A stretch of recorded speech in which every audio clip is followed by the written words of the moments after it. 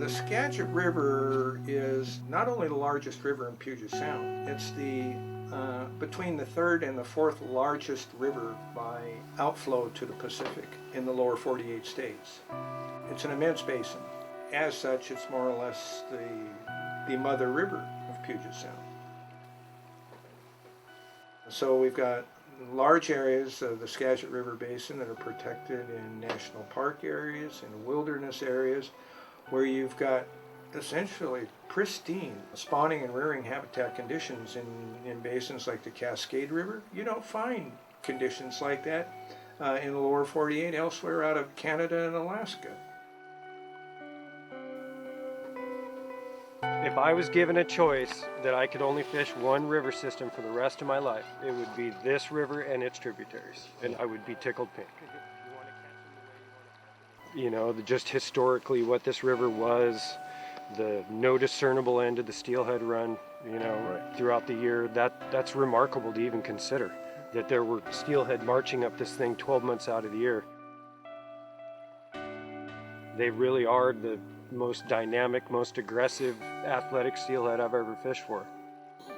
And when you're figuring it out in a place where at the time, you know, there was more fish around, but it was still not easy. It's not an easy thing.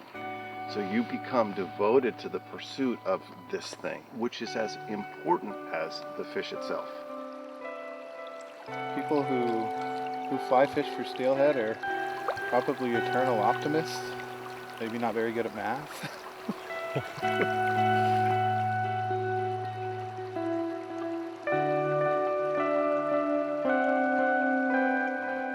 That fish, man, my first fish on this river was a special fish.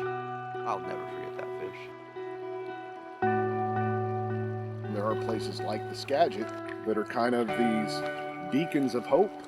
They reflect how we're willing to modify our behavior to live with the environment so that another animal that we enjoy can live here too.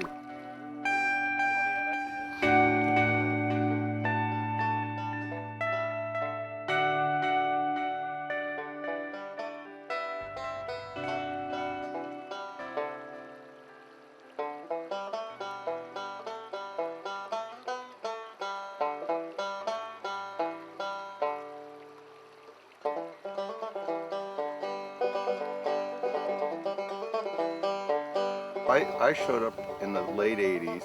Everybody descended upon the Skagit at that time as a result of, you know, the catch and release fishing that had opened in the early 80s, 82 or 83 here. At the time, there was really very little in the way of like a spay casting rod. I mean, there was this emphasis on, you know, a double-handed salmon rod that you would primarily overhead cast with. Somewhere between like 1985 until around 1990 when the 9140 came out. Yep. Harry Lemire and Bob Strobel, you know, instigated by Eric Maison-Pierre and Jimmy Green. So Jimmy had this double-handed rod that they were playing with. As I said, at the time they were doing a lot of overhead casting. And he cut the rod off and flipped it over and put the tip inside the butt section. And they taped it up and they figured out with the shooting head they were using how they could make a spay rod. So from that point on, immediately, I mean, within like 6 months, the development of, you know, the rod that pretty much made all of this happen here, right, the 9140 began. Yeah. And by 1990, you know, that was all sort of in the history books, and that happened right here. Part of what instigated getting to that point was, here we are out here today, it's what, 32 degrees, freezing. And how many casts do you make in the wintertime before you actually get a pull? Right. Making your time on the river more efficient, keeping your fly fishing longer was really that was the first thing. And then the second thing was, you know, there were a group of guys fishing really big flies. So how do you get them out there? Yeah, definitely it was, you know, necessity that drove the invention. You know, a means to be able to fish this river better, you know, and without doing this all day. That got tiring. Yeah.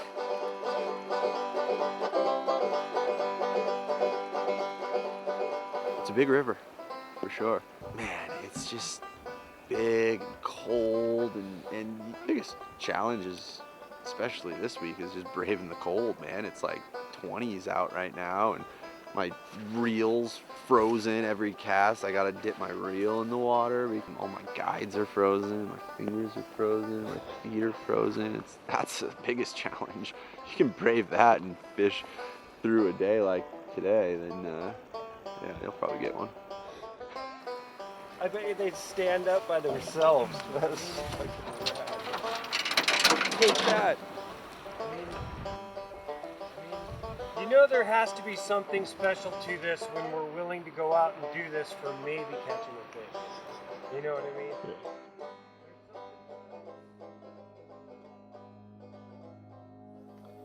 Regarding the Skagit River, the location we were at this morning is sort of ground zero for understanding what has happened to not only the numbers of wild steelhead that the Skagit was once famed for, also the diversity that formerly drove tremendous productivity the Skagit Basin once had. So this is ground zero in the fact that we had in front of us a little creek that came in down at the end of the Steelhead Bar. Is named Savage Creek, where it trickles over the bar during these long cold spells of some winters, maybe winters that only occur 6 to 10 years apart. You get these cold spells that make it so that fish can't make entry to the creeks because they become so dewatered. As a result, why the fish have to hang out in the Skagit for prolonged periods of time before they can make entry. These are the fish that are most vulnerable. They also happen to be the most important fish as regards recovery to the Skagit Basin. Our early return steelhead return anywhere from late November to early March. These are fish that will be the primary spawners in little creeks like Savage Creek. Finney Creek has been able to come back faster than, for instance, Savage Creek, the small creek, because Finney Creek has a larger population of steelhead, of wild steelhead that spawned late. So it's the late population that's responded very positively to recent hatchery steelhead planting cessation. The wild fish in Finney Creek this past year responded remarkably well, but they're primarily limited to the late return fish, not the early return fish. It's going to take time. People can't expect to see recovery happen instantly in these smaller creeks that depend on early run steelhead, because the diminishment of them has occurred for a very long time.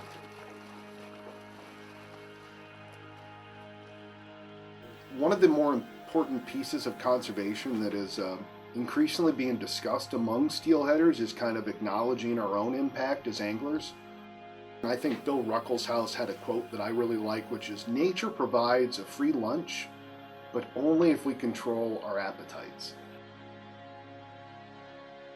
I do think the main goal for any steelheader is to catch a fish. I also think that there is this progression that anglers have talked about in life where, you know, the first stage is you just want to catch a fish. And eventually, you know, after catching fish and then catching big fish, you reach this point in which you become satiated. I remember something that my father told me as a young man, which is that if you're always going to be focused on catching fish and how many you can catch, there's something wrong with you. In ancient times, the example of an old Chinese sage, he was constantly asked, why do you fish without a hook? And he would say that, I'm not fishing to catch a fish. As we reach a certain point in our lives in fishing, it's more than catching a fish is the reason you're out there. Be able to perfectly enjoy yourself when you're out fishing, when you don't burden yourself with some sort of expectation from it of what you're going to catch. What I've seen as a guide is that I came from a culture where we were fishing for living creatures. We were fishing for something that we held in the highest regard. And it didn't become ever at any point was it about numbers for us. It was about any one single fish on any given day. You know, I've seen the culture turn into a numbers culture, where it's all about how many we can catch, and you don't even remember what the first one was like. And that to me is that's backwards. How do you get people to understand that? And once you can convey that to them in some tangible way, they realize it's not about catching up the fish. It's about the journey to the moment the fish takes the fly. At that point, catching it, taking a picture of it, possessing it, might as well be a hoagie sandwich or something, you know. Right. To some it is because they're going to eat it, to some it isn't, you know, they're going to put it back in the display case.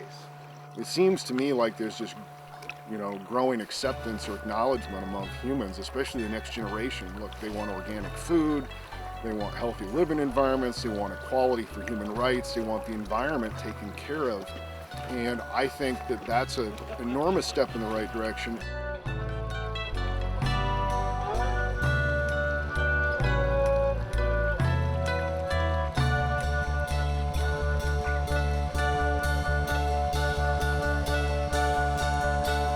I suppose we're all, as conservationists, in many ways chasing that elusive recovery of fish like that, right?